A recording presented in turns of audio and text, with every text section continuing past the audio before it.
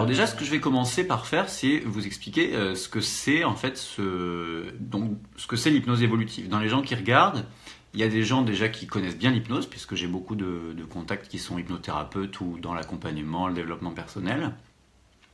Et puis il y en a qui connaissent pas du tout l'hypnose. Donc on va parler large, je vais essayer d'être pas trop faire de jargon et de vous expliquer un petit peu tout ça. Je vois qu'il y a Rémi Phoenix qui a été un de mes formateurs, notamment en hypnose classique. Et du coup, ça va être aussi l'occasion de donner les différences, d'expliquer les différences avec les autres courants.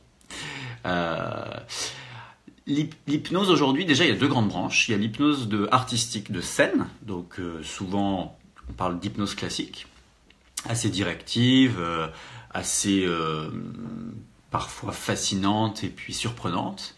Et il y a l'hypnose plutôt thérapeutique, dans la branche développement personnel, psychothérapie, coaching. Donc l'hypnose évolutive se situe plutôt dans cette branche-là, même si ça peut parfois être ludique et surprenant également. Les courants les plus connus de l'hypnose, c'est l'hypnose ericksonienne, l'hypnose évolutive, l'hypnose humaniste aussi, on en entend parler. Souvent j'ai la question, donc je vais commencer par répondre à celle-ci que j'ai déjà eue régulièrement, même si je suis toujours à l'écoute de toutes les questions qui peuvent arriver en direct. Moi, alors, la grosse différence, il y en a plusieurs. Je ne veux pas non plus faire de grosses généralités puisque je vais parler de l'hypnose ericksonienne comme moi j'ai été formé, à savoir que bien sûr d'autres gens pourront sentir des différences, donc ce que je dis là, quelque part ça concerne que moi, hein, dans ma perception. Il y a quelque chose dans l'hypnose ericksonienne, déjà une vraie dissociation entre le conscient, l'esprit conscient, et ce qu'ils appellent l'esprit inconscient, qui, voilà, on parle de ton inconscient, donc on dissocie les deux. Moi, j'ai préféré, avec Jean-Charles, quand on a travaillé sur ces programmes d'hypnose évolutive, réunir les deux, parler de conscience un peu plus vaste. Il y a des choses assez précises, par exemple, dans certains courants d'hypnose ericksonienne, on suggère les amnésies, pour que les gens ne se souviennent pas de ce qui se passe, comme si le conscient n'avait pas à comprendre, n'avait pas à être impliqué dans les changements. Là, moi, par exemple, j'aime bien quand les gens se souviennent, quand les gens restent quelque part conscients et un souvenir du voyage en esprit qu'ils ont vécu. Et ça, par exemple, c'est une grosse différence. L'autre différence, hein, assez fondamentale, c'est que l'hypnose ericksonienne, aujourd'hui, elle est utilisée dans des courants qui n'intègrent pas forcément la spiritualité, comme par exemple dans le monde médical, pour diverses raisons, voire même parfois peuvent avoir un peu de rejet des choses qui sont ou spirituelles ou paranormales. Attention, le mot tabou. Dans l'hypnose évolutive, tous ces aspects-là, que ce soit spirituel sans aucun dogme, c'est vraiment une ouverture à la fois aux croyances, qu'elles soient religieuses ou autres des personnes, et de tout ce qui aujourd'hui peut être un petit peu considéré dans le monde de la parapsychologie ou du paranormal. Tout ça, c'est totalement inclus dans les processus. Donc il y a aussi Patrick Esch qui me fait un petit coucou en passant, qui a écrit un joli livre sur les protocoles, un des premiers que j'ai eu l'occasion de feuilleter il y a quelques années quand je me formais, avec pas mal de processus, c'est très intéressant. Alors, je parlais des différences, donc n'hésitez pas toujours à me poser des questions. Il y a encore un courant qui est assez connu où je me suis un petit peu formé je ne vais pas dire à tout, mais quand même à beaucoup de courants. C'est l'hypnose humaniste. Alors l'hypnose humaniste parle d'une conscience supérieure, d'état d'expansion de conscience. En ce sens-là, nous dans l'hypnose évolutive, on se rapproche un peu de là. La différence, encore une fois, c'est que dans l'hypnose humaniste, il y a une connexion avec beaucoup de symboles qui sont interprétés, notamment. Il se base sur la symbologie jungienne et autres. Dans mes courants, moi, je n'interprète jamais. J'invite les élèves, les gens qui apprennent, qui viennent se former à ne pas interpréter, plutôt à laisser les clients ou les patients, on les appelle un peu comme on veut en fonction de notre statut, avoir eux-mêmes une interprétation en fait plutôt ressentie sur les symboles avec lesquels ils connectent lorsque ça arrive. Voilà, je crois que pour les grosses différences. Après, ce qui fait aussi un des fondements de cette pratique, c'est qu'il y a beaucoup de ponts avec les neurosciences, c'est-à-dire que ça se veut à la fois spirituel, puisque bon, c'est un institut qui est quand même connecté avec la spiritualité au sens large, mais extrêmement pragmatique, terrien, concret, scientifique. Et à ce niveau-là, il y a dans les formations pas mal de e-learning, de vidéos qui sont des enseignements en fait sur les neurosciences, sur également donc les neurosciences, on pourrait dire que c'est les sciences en lien avec le cerveau et le fonctionnement, nos comportements, les émotions, les hormones, le système nerveux autonome, tout ça. Également sur l'épigénétique, savoir qu'aujourd'hui il y a quand même beaucoup de connaissances. L'épigénétique, ça veut dire comment dire, l'impact de notre environnement aussi sur nos gènes. Donc c'est plutôt passionnant.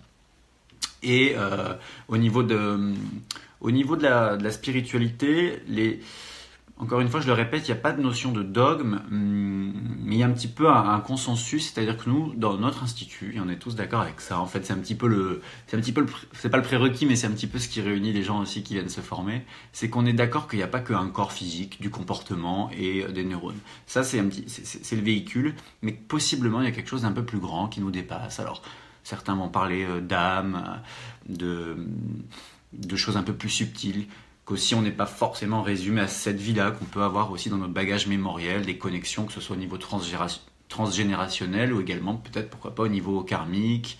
Donc ça fait partie des choses, et l'Institut a travaillé au niveau des neurosciences avec... alors je vois les questions en même temps, c'est pas facile de faire les deux. Peux-tu guérir l'autisme? Alors déjà je réponds à cette question parce que le mot guérir, on ne l'utilise jamais dans... notre domaine. C'est-à-dire que ce mot-là, il est réservé à la médecine. Donc, ensuite, l'autisme, c'est extrêmement compliqué et je n'ai jamais eu de cas d'autisme au cabinet. Donc, je peux pas m'étaler sur cette question. Si jamais il y en a qui ont des témoignages en commentaire par rapport à l'autisme et l'hypnose thérapeutique, ben, bienvenue. Moi, j'ai pas d'expérience là-dessus, mais merci Isabelle pour cette question. Oui, donc je disais les gens qui collaborent avec l'Institut. On a Mario Beauregard qui est un scientifique québécois assez passionnant aussi, avec un gros bagage. Et au niveau, j'allais dire, de la spiritualité, les enseignements de Daniel Meroy ont pas mal aussi nourri l'angle que peut donner en fait voilà, l'état d'esprit soit de Jean-Charles Chabot ou moi. Bon, j'ai bien aimé aussi Daniel Meroy. Moi, dans mon parcours, j'ai exploré donc les types d'hypnose dont je vous ai parlé, l'hypnose classique pour comprendre un petit peu les tenants et les aboutissants, l'hypnose ericksonienne, ça a été mes premières formations, c'était passionnant, l'hypnose humaniste un peu plus tard.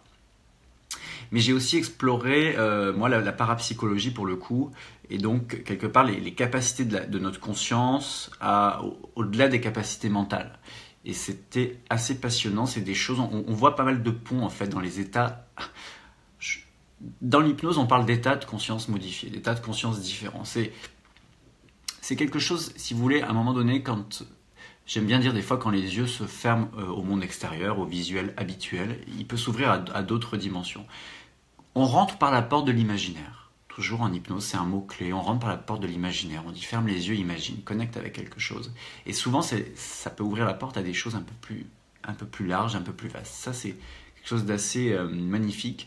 C'est une voie d'accès à tout ça. Et en fait, pour être tout à fait honnête et franc avec vous, dans les formations, j'enseigne voilà, des process, hein, bien sûr, assez structurés quand même, pour que les gens sentent un cadre de sécurité, qu'ils repartent avec des process. Mais bien souvent, ce qui se passe dans les binômes ou les trinômes qui travaillent ensemble, en pratique, c'est qu'ils se font surprendre par ce qui arrive. C'est-à-dire qu'on part avec une intention et d'autres choses émergent. Et c'est cette ouverture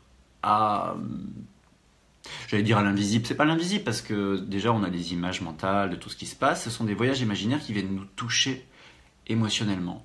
Et c'est ça, moi, que je trouve qui fait la magie de cette pratique, qui est même finalement thérapeutique, oui, mais finalement très artistique. Il y a vraiment quelque chose d'artistique dans le fait de pouvoir guider ça et aussi d'être le co-créateur de le vivre. C'est des jolis voyages, de l'esprit. Alors, je regarde. L'hypnose fait peur quand même. Il y a Karine qui nous dit ça. Être dépendant ou ne pas savoir, on va trifouiller dans le cerveau. Alors, oui, tout à fait. L'hypnose peut faire peur. C'est pour ça d'ailleurs que je prends un petit moment en ce dimanche pour vous en parler. Parce qu'une des conditions pour vivre moi j'aime bien parler de voyage de l'esprit, hein. Un voyage de l'esprit qui soit intéressant, bon pour nous, c'est de se sentir en sécurité. Donc si l'hypnose fait peur, ça peut servir la peur en spectacle, parce que ça va perturber un petit peu nos patterns. Nos patterns, c'est les routines de comportement habituelles, mais pas en thérapie. Donc en thérapie, une des conditions, c'est d'être en sécurité. C'est pour ça que dans l'hypnose évolutive, les gens sont conscients de ce qu'ils vivent, à savoir qu'ils ne sont pas complètement barrés, complètement partis, et qu'ils ne sont pas à la merci d'un hypnotiseur tout puissant qui va prendre un programme et le changer. Non, en fait c'est le contraire. C'est-à-dire que le praticien est là pour accompagner, pour offrir un espace et aider la personne à déployer son processus. Je recommande, et je le fais assez souvent au cabinet, même d'enregistrer les sessions, et à la fin d'une session, de l'envoyer. Donc les gens peuvent après réécouter avec une attention plus vigilante, plus consciente, ce qui s'est passé. Du coup, il n'y a pas de manipulation du cerveau. Voilà, ça c'est un thème que Manipuler, ça veut dire faire bouger. Donc dans le sens de faire bouger, oui, puisque les gens évoluent, ce mot évolution. On va avoir un ostéopathe pour qu'il nous manipule, il nous touche, quelque part, il fait bouger, de manière plus ou moins, en fonction des courants, plus ou moins subtile ou plus ou moins parfois un petit peu forte, ce qui se passe dans le corps. Bon, dans ce sens-là, bien sûr qu'il y a une manipulation, mais pas à l'insu. Voilà, ça c'est absolument capital. Donc on passe du temps dans les sessions au cabinet ou dans les formations, on passe du temps à faire ce qu'on fait là, c'est-à-dire à expliquer, pour que les gens comprennent, soient aussi des acteurs de cette évolution, qui soient engagés. Il n'y a pas d'histoire de joie aussi, les gens qui ont peur de perdre le contrôle. Ce fameux contrôle, déjà, on a là-dedans, on a la peur. Moi, dans les formations, je vais beaucoup connecter avec tout ce qui se passe au niveau émotionnel. Donc c'est très très intéressant. C'est très intéressant. Le contrôle, on croit qu'on contrôle. Est-ce qu'on contrôle nos réactions? Est-ce qu'on contrôle nos micro-mouvements du visage? Est-ce qu'on contrôle notre respiration? Est-ce qu'on contrôle ce qui se passe dans notre corps? Est-ce qu'on contrôle nos pensées? Est-ce qu'on contrôle nos rêves la nuit? Non. Donc, le fantasme du contrôle, déjà, on peut se détendre avec ça. Après, bien sûr que notre conscience qui se rend compte, qui est attentive à ce qui se passe, elle est très importante. C'est elle qui est entraînée d'ailleurs dans les courants de pleine conscience.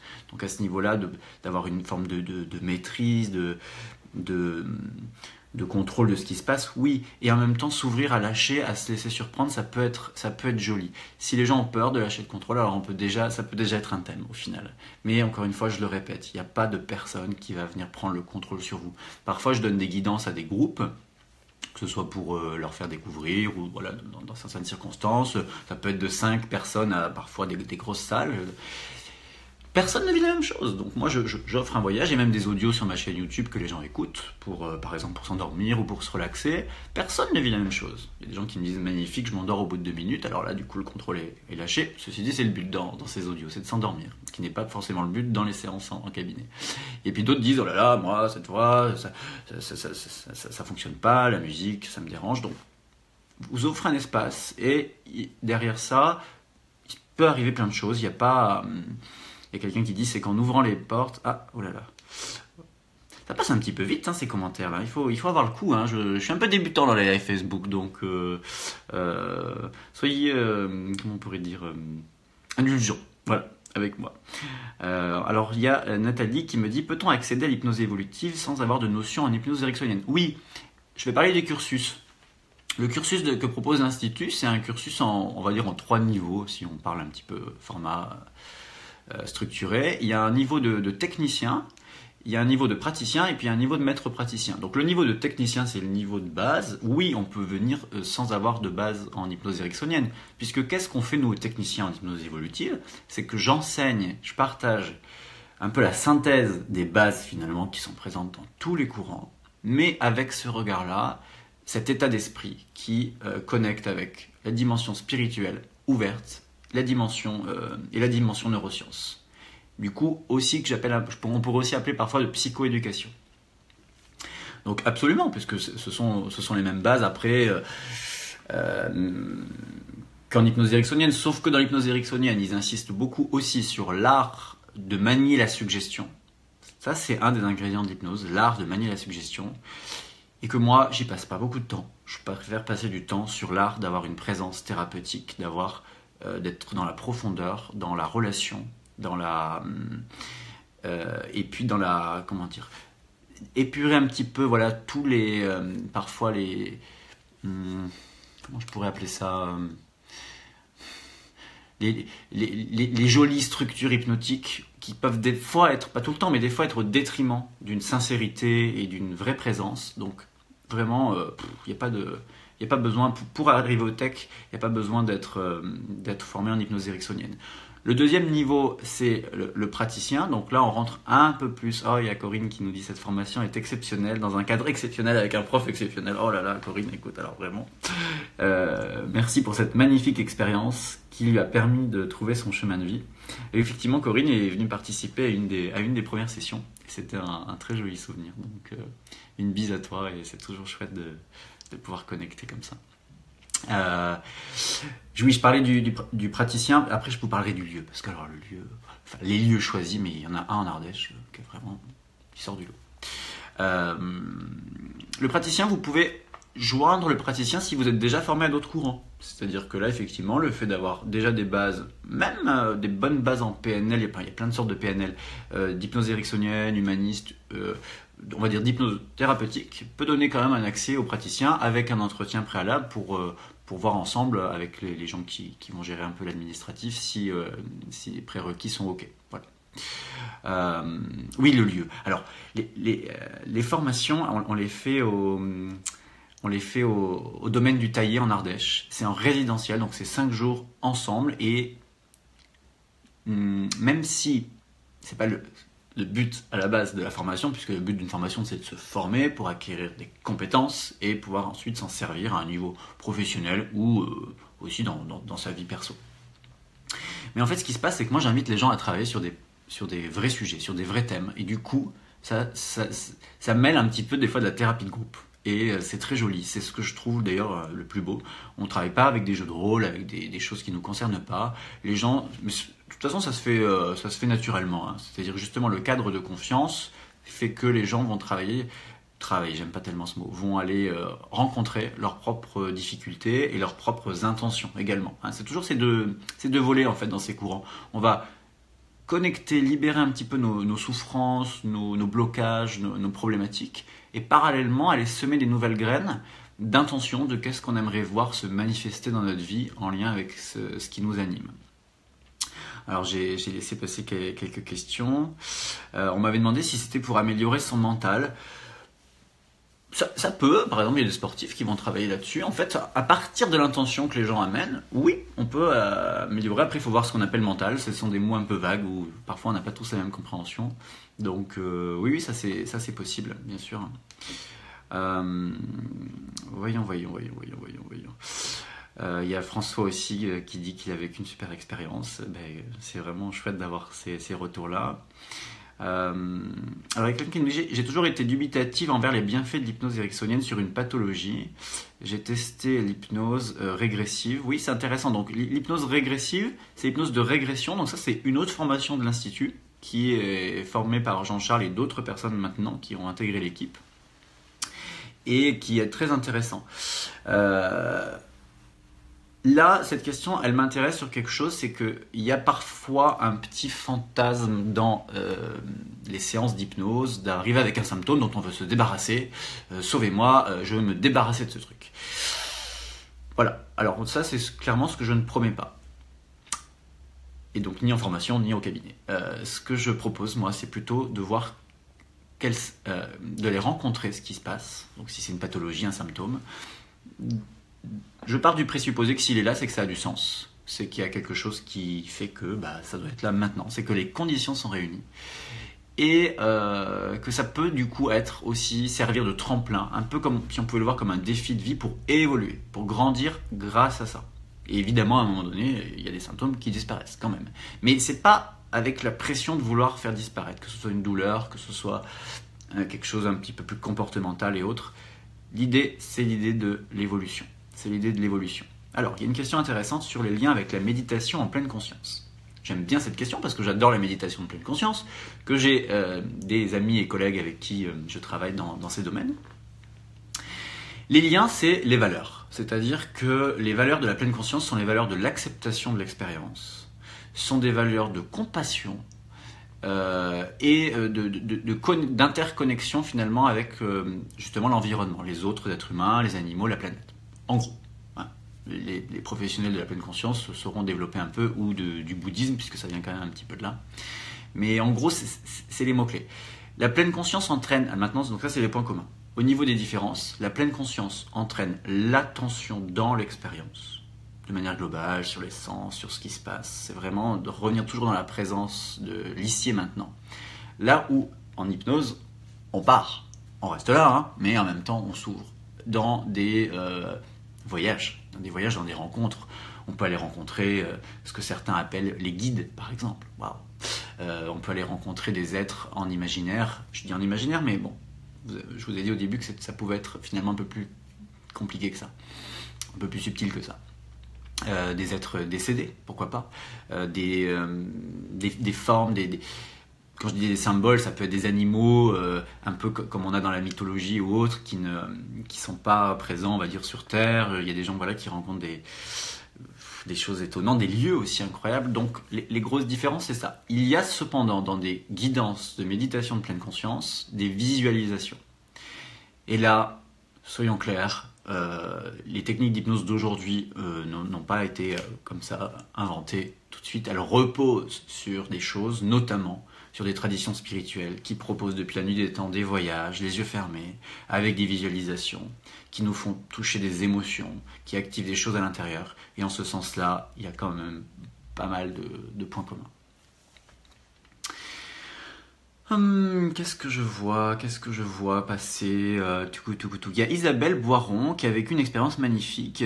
Est-ce qu'Isabelle, je crois qu'on peut inviter des gens, j'ai vu ça tout à l'heure. Est-ce que tu aimerais nous raconter ce que tu as vécu, Isabelle? Parce que c'est vrai que c'était assez joli. Et tout à l'heure, moi j'ai vu qu'on pouvait inviter un ami. Il faudrait juste que tu me répondes. Effectivement, Isabelle est venue aussi faire une des premières sessions. Je me souviens au début, elle disait moi, je suis très mentale, j'arrive pas. Alors elle me dit oui. Alors maintenant, il faut que je trouve le bouton. Si j'avais ma super Mathilde, webmaster en ligne, elle me dirait comment on fait. Je l'ai vu au début. Si j'appuie là-dessus, est-ce que ça veut inviter des amis à regarder la vidéo. C'est pas ça. Alors là maintenant, je sais pas ce que j'ai fait. Hop. On va retrouver ça. Voilà, déjà c'est revenu. Voyons, si je vais là-dessus, sur Isabelle, comment je peux faire? Bon, là je sais pas, on fera une autre fois. Je vais raconter un petit peu ce qui s'est passé, Isabelle, et si tu veux le commenter par écrit. Oui, Isabelle, alors elle est venue à la base avec une intention plus pour elle, c'est-à-dire qu'elle n'avait pas forcément l'idée, voilà, c'est ça, elle a demandé. Ouais, alors j'appuie là-dessus. Autoriser. Allez, je vais te donner la parole si ça marche, Isabelle. Elle le dira mieux que moi. Elle parle très bien, elle donne des conférences, elle a écrit un très joli livre, elle pourra en parler aussi. À jouer en cours. On va voir comment ça marche.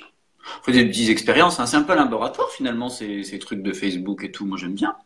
J'avais jamais fait, vous voyez, donc ça crée une nouvelle connexion neuronale.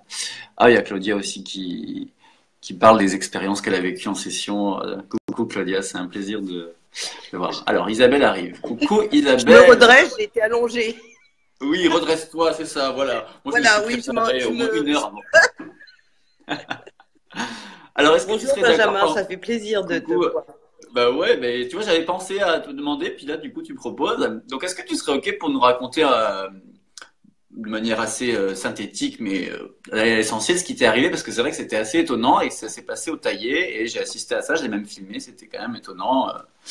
Grâce à toi, je peux montrer la vidéo, et notamment quand je suis partie au Québec, j'ai montré ma guérison en direct, du moins ce qui m'est arrivé, et c'est vrai que ça a changé ma vie. sachant qu'après j'ai fait l'hypnose de régression avec Jean-Charles, et ça y est, j'ai ouvert mon cabinet puisque j'ai déjà fait une 25 hypnoses de régression. Donc tout ça accumulé. Alors mon expérience, parce que c'est ça qui vous intéresse, j'ai appris la veille de partir en stage avec Benjamin au niveau praticien que je tricidivais. Alors c'est 3 cancers, c'est moi qui ai inventé le mot, donc voilà. Rebug sous le bras, j'appelle ça un bug. Et j'avais décidé d'en parler à peu de gens pour éviter qu'on m'envoie toutes les énergies, t'as pas de chance, tout ce que j'ai entendu très souvent. J'en parle à Benjamin et Benjamin, toujours avec bienveillance, me dit, bon, bah, tu vas mettre ton attention sur la santé, la guérison, etc. Donc on a fait plein de protocoles, notamment on a travaillé beaucoup ensemble, Benjamin, sur le miracle. Donc je visualisais les miracles, etc., mon corps. Et puis le mercredi, donc 3 jours après, on était arrivés, tu nous sentais tous fatigués, tu nous as dit on va faire une petite hypnose comme ça, voilà. Donc on s'est tous mis au bord de la piscine. Ouais, Et en fait, puis c'est ça, juste, je m'étais dit, tiens, on va faire une hypnose pour découvrir une autre manière de faire allongée. Donc, il y a une piscine naturelle là-bas magnifique, il y avait un petit rayon de soleil, c'était super. Dans l'idée qu'ils puissent voir comment ça pouvait être de se laisser aller un peu dans du sommeil. Donc, moi, je guidais une relaxation avec des suggestions, mais quelque chose de très ouvert. Et donc, effectivement. Et donc voilà, tu pars, tu commences ton protocole. Moi, je vous avoue qu'avec ce qui venait de m'arriver, la seule question que je m'étais dit, c'est je suis passée à côté de quoi? Puisque j'avais détricoté ma vie pour comprendre les 2 autres bugs, mes 2 cancers que j'avais compris, je pensais que c'était réglé. Et là, ça me tombe dessus et je dis putain, qu'est-ce que j'ai pas compris? Donc pendant que tu faisais ton truc, moi j'étais en train de réfléchir à ce que j'avais pas compris, les miracles, etc. Bon, plein de choses. Et donc après, je ne sais pas ce qui s'est passé. Au bout de 15 minutes, on peut dire que je suis partie en live. Mon corps a été plaqué complètement et j'ai entendu 2 voix, une à droite, une à gauche, qui m'a dit, tu voulais un miracle, maintenant tu vas l'avoir, on va te guérir. Et là, j'ai les bras qui sont partis dans tous les sens. J'étais consciente de tout ce qui m'arrivait. J'avais qu'une problématique, mais je savais que Benjamin l'avait entendu. Je savais qu'il fallait pas qu'il me sorte de là. Voilà, je peux pas vous l'expliquer, mais ça m'angoissait en disant, faut surtout pas qu'il me réveille, même si j'étais pas endormie. Et donc mes bras ont commencé à partir en vrille et à un moment j'hurlais intérieurement en disant mais c'est trop, je suis épuisée, arrêtez, arrêtez. Et là ils m'ont répondu fermement et j'ai compris que là-haut quand ils voulaient un truc ils le disaient en disant tu voulais un miracle, tu vas l'avoir, maintenant on le guérit et tu te tais. Ok, donc de toute façon je pouvais pas faire grand chose et ça a duré un temps indéfinissable où j'ai eu des énormes boules d'énergie mais à trembler, la vidéo est assez impressionnante. Et ça a duré je ne sais pas combien de temps et je voyais les pas de Benjamin, je voyais des gens qui se levaient et je voyais plein de lumière et je suis capable de décrire, je vais l'écrire dans mon 2e livre en fait cette expérience où je sentais l'énergie de toutes les couleurs donc épuisant, hein, ça m'a vidé et donc je me suis réveillée au bout je ne sais pas Benjamin 30 minutes. Alors même Oh, si ça je a dormais duré, pas hein, j'ai l'impression que ça a duré un peu plus, peut-être 30-40 minutes, ouais. Hmm. 40 minutes. Et quand je me suis réveillée, j'avais des larmes, mais ce qui me surprenait, c'est que je pleurais, mais que j'avais pas d'émotion, dans le sens de dire, c'était pas de la joie, c'était pas de la tristesse, c'était comme de la purification. Et Hmm. quand je suis sortie de là, je savais que j'étais guérie. Je ne peux pas vous l'expliquer, mais intérieurement, je savais. Et la vidéo a été perdue, Benjamin. Et tu me l'as retrouvée au mois de mai quand j'étais en stage de praticienne, là, comme par hasard. Donc c'est pour ça que maintenant, dans mes conférences, je l'explique. C'est Hmm. vrai, quand on voit mon visage et quand on voit ça, même un comédien, le meilleur qui, c'est tout juste pas possible. Et il m'a fallu quand même, heureusement qu'elle s'est perdue 6 mois pour intégrer ça. Hmm. Parce que quand on vit quelque chose de spirituellement très intense, alors moi c'est pareil, je suis comme toi Benjamin. Je vends pas de la magie, ça fait 7 ans que je suis sur ce travail. Donc c'est pas arrivé comme ça dans ma vie, pof pof pof un miracle. Mais moi qui fais de la régression, en fait ce que j'explique aux gens, c'est qu'il y a que vous qui vous puissiez vous guérir, de redonner le pouvoir aux gens, ils ont à l'intérieur. Et donc j'ai passé un PET scan parce que c'est ça qui vous intéresse quand même. 3 jours après j'avais rendez-vous avec le chimio, etc. PET scan rien. Et 2 mois après j'ai vu mon oncologue qui m'a dit tout a disparu. En fait, mon objectif c'était de faire disparaître. Bon, le cancer, ça, je sais que c'est possible parce que j'en ai déjà eu 2, donc voilà. Mais très souvent, le cancer meurt, mais le ganglion reste, c'est-à-dire qu'il est mort, mais il y a une trace et il faut l'opérer pour enlever ça. Et en fait, moi, tout avait disparu, même le ganglion, tout, j'avais plus rien. Et mon oncologue est resté sur le cul en disant maintenant, ben là, c'est toi qui as été le maître de ton truc. Et voilà. Donc, comment dire que ça m'a changé, quoi. Même quand j'en parle et que Ouais. je regarde là, je suis partie au Québec faire des conférences parce qu'en France, je suis maintenant moins, mais j'avais la trouille, faut le dire, hein, parce qu'en France, c'est compliqué quand on parle de ce sujet-là. Et c'est vrai que le fait d'être partie une semaine faire des conférences a permis d'ouvrir. Et maintenant, en France, je la montre sans problème. Et la preuve, j'ai plus peur d'en parler, ce qui n'était pas le cas il y a Waouh. quelques mois encore.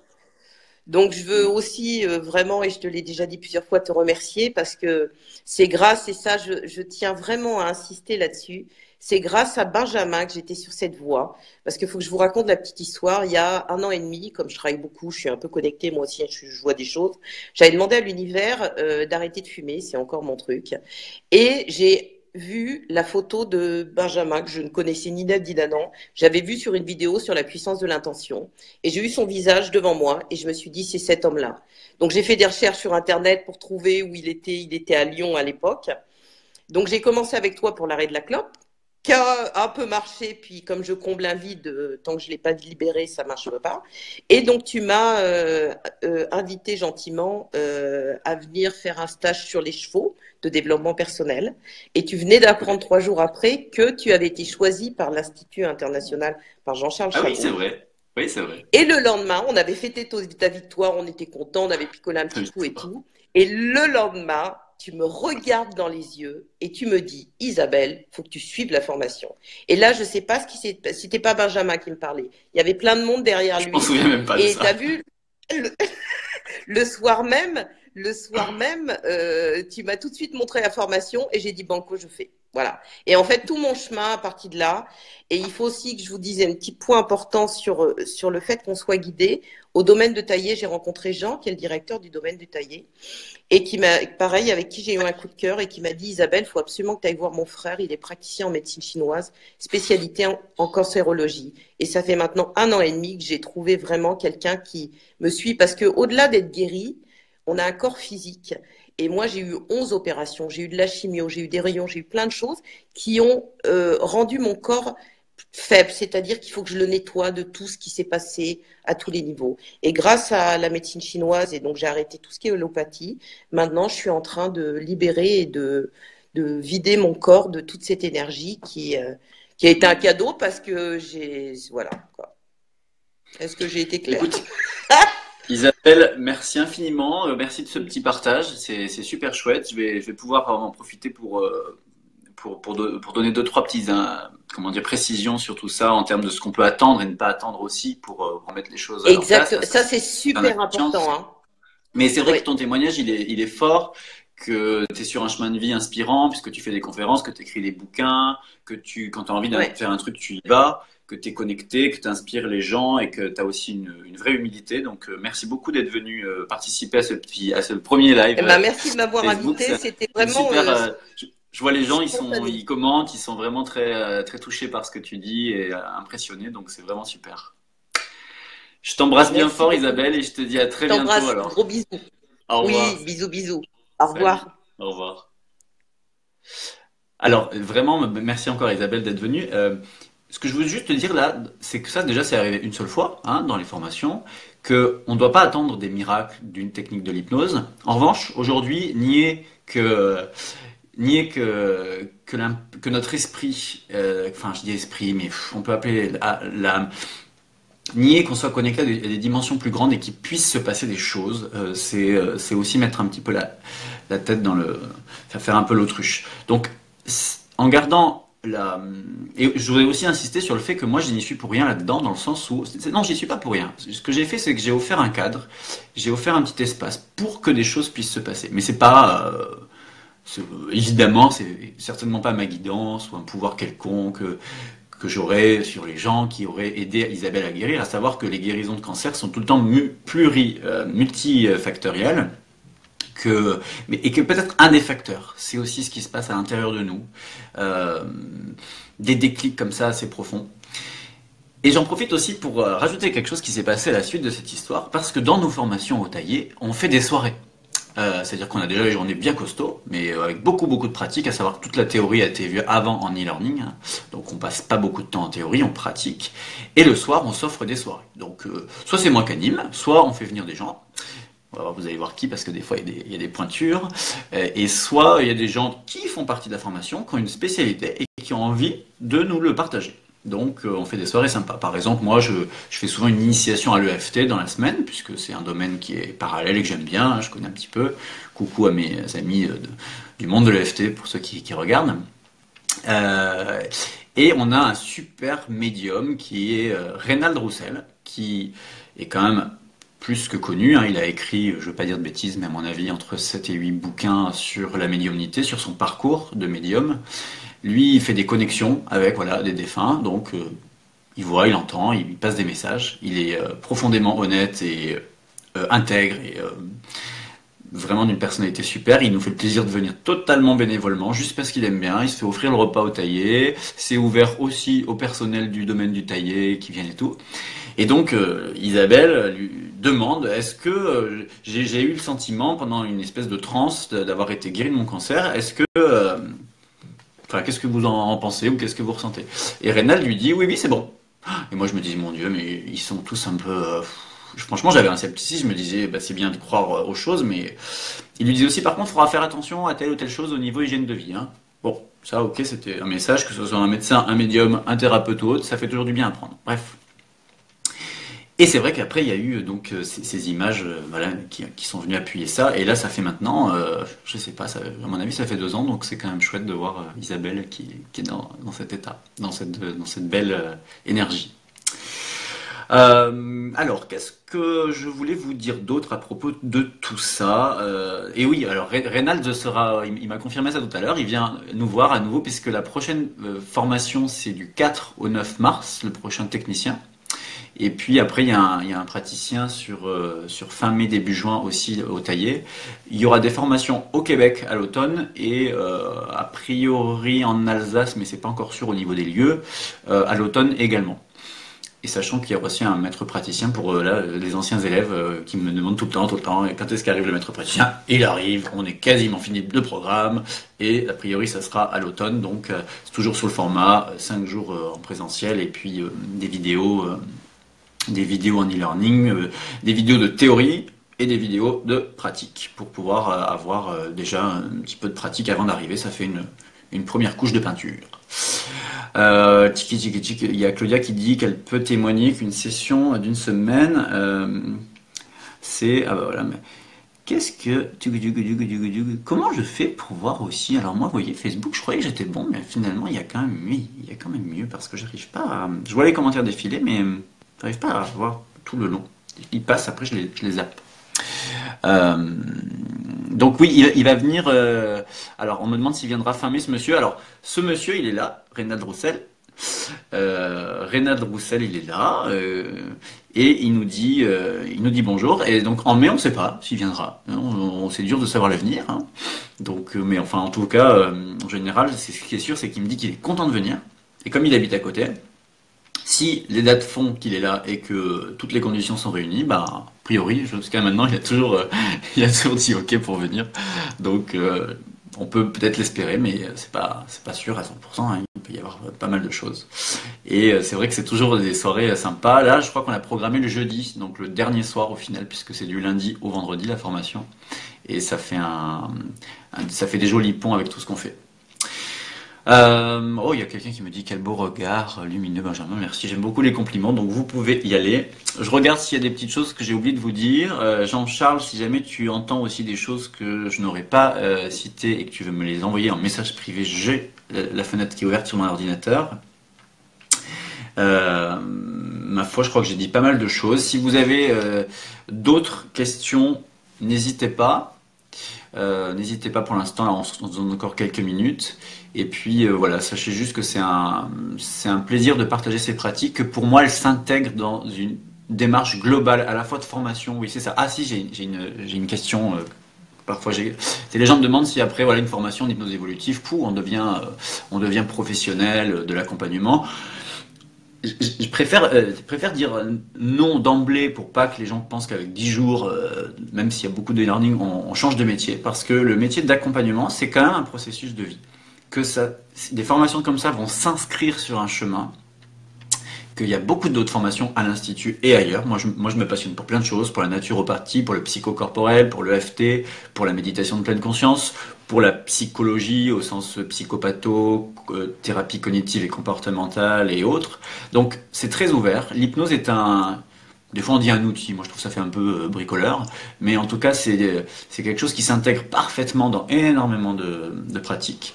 Alors, parfois, c'est le premier, en venant dans ces formations, ça sera le premier pas que vous ferez dans ce monde-là, dans des envies de donner un virage à votre carrière professionnelle, par exemple.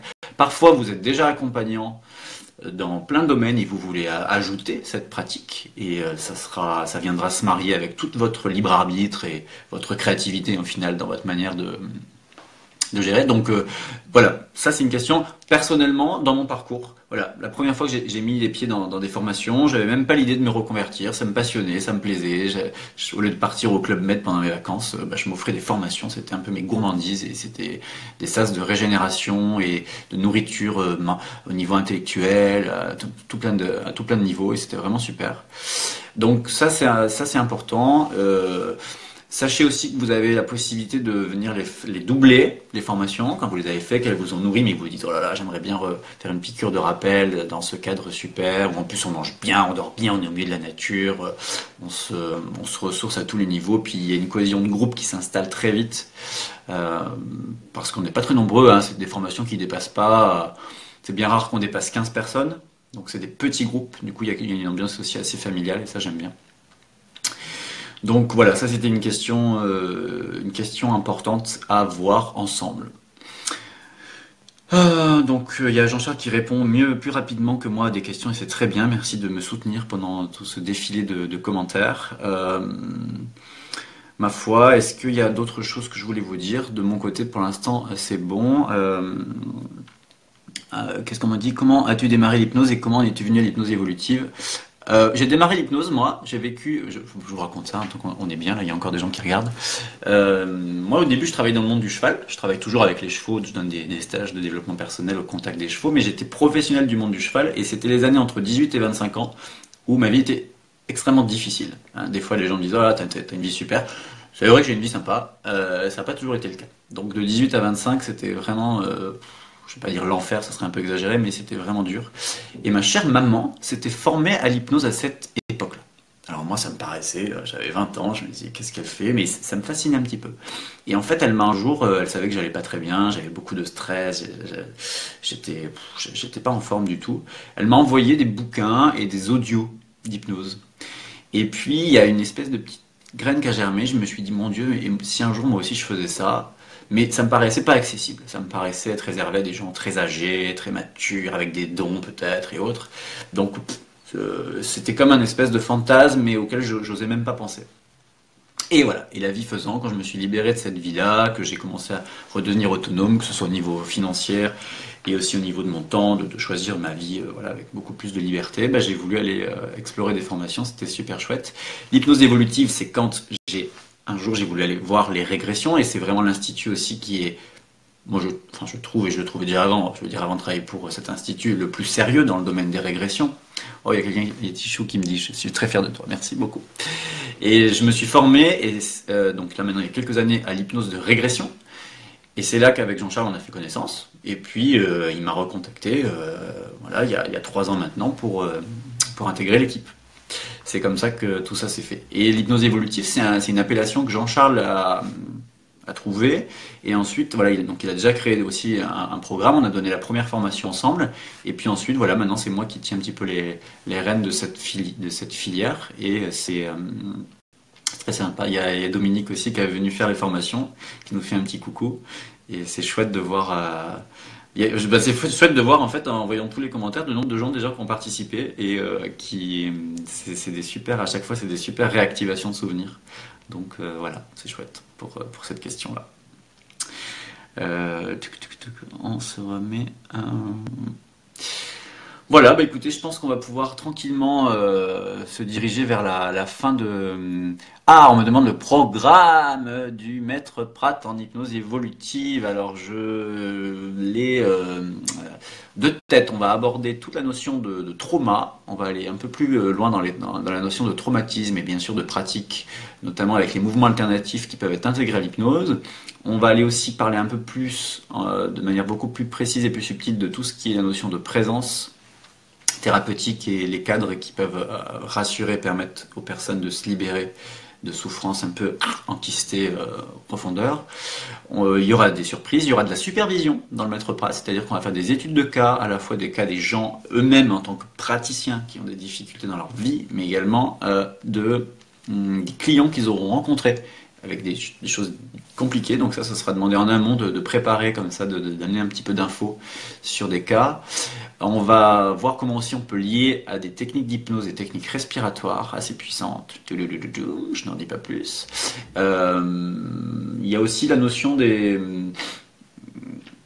ce qu'on appelle, en fait, il y a Robert Dills qui a parlé des niveaux logiques. C'est quelque chose qui est souvent utilisé en coaching et aussi en hypnose ericksonienne. Et moi, j'aime bien ce process. On l'a pas trop fait, on l'a pas fait du tout en tech et en Pratt. Ça sera vu aussi au maître Pratt. Et voilà. Et puis d'autres choses. Je l'ai pas là sous les yeux. Du coup, le programme, enfin, je suis en train de le terminer. Non, a priori, ça va être assez sympa pour aussi aller, pas forcément se rajouter encore 10 protocoles, mais plutôt de voir aussi des protocoles qui sont les plus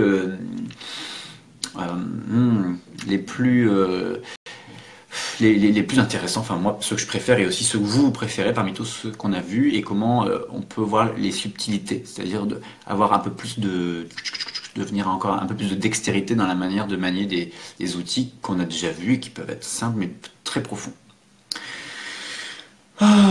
Donc, je serais ravi de voir les élèves que j'ai déjà eu. Les élèves, ça me fait bizarre de dire ça parce que ça me met en posture de prof.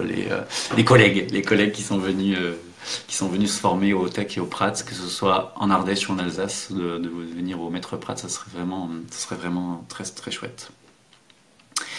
Euh, Voilà, bah écoutez, moi je vais tranquillement, du coup, je le dis depuis maintenant quelques minutes, me diriger vers la fin de ce live.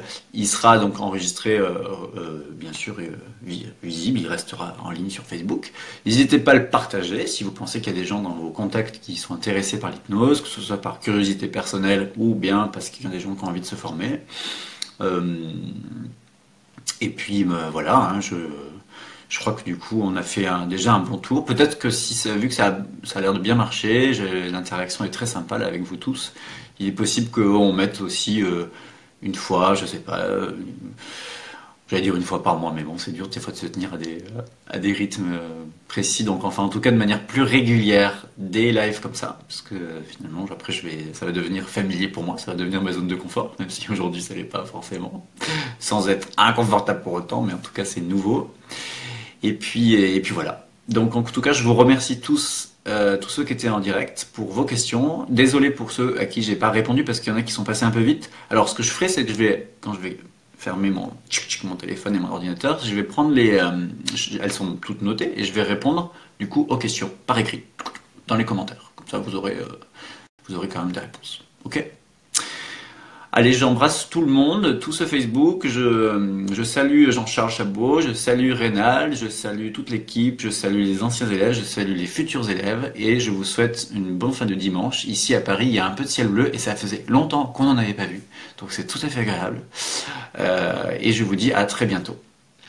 Au revoir tout le monde. Bye bye.